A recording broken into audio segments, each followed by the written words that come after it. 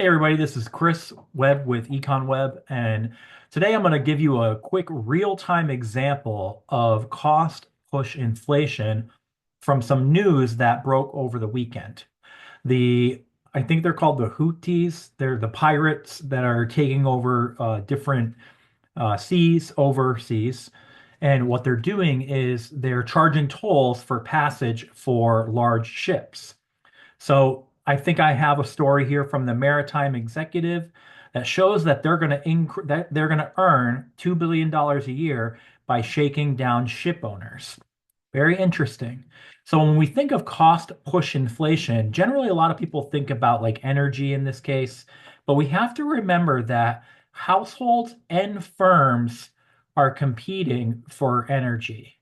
And if the household demand increases, what that does to the market is it will push out the demand for energy prices, which until the supply curve shifts with more suppliers, it's going to increase that price from this price point here, price one, to price two.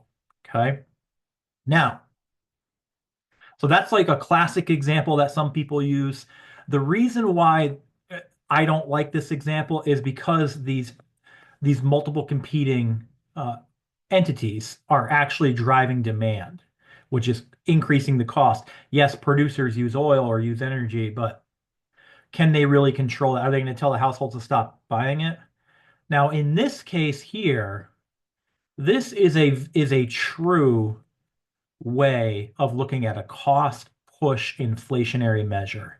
And why is that? Well, if it let's say it costs 10 million to ship from somewhere in the Middle East to the US. Okay, somewhere in the Mediterranean, I guess, to the US. Um, or wherever they're shipping from.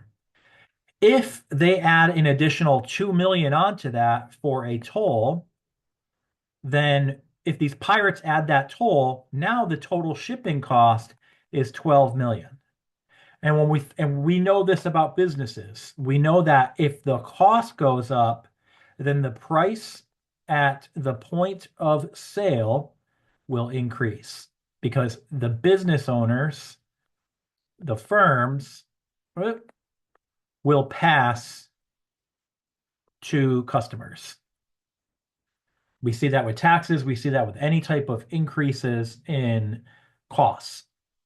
How does that play out in terms of economics?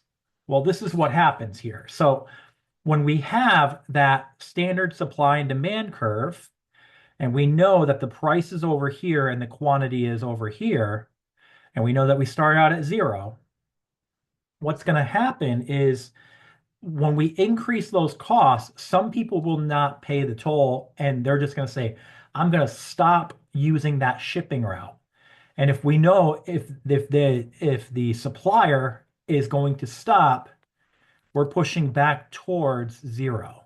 So we're going to limit that supply and we're going to see that the cost that was here, price for quantity shipped,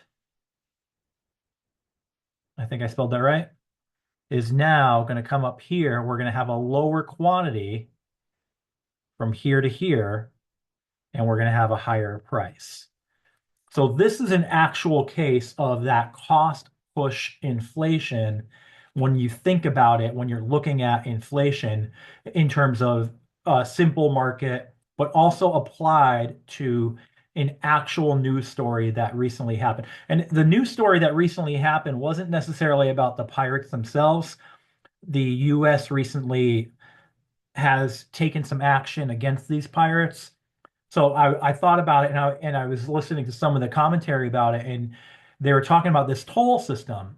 And I immediately thought in my head, this is a great example of cost push inflation, showing students how it is used because the resource is artificially there.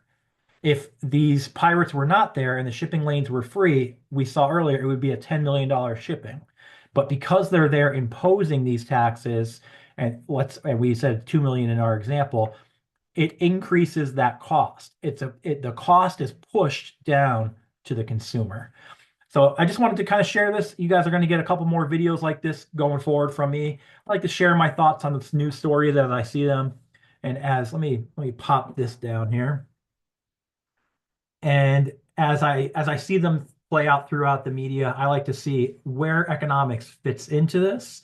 And I just want to start sharing it with you guys. So if you have any questions, if you ever want me to do one, let me know, and I'll be happy to do it. But otherwise, thanks guys for everything, and keep learning economics as best you can.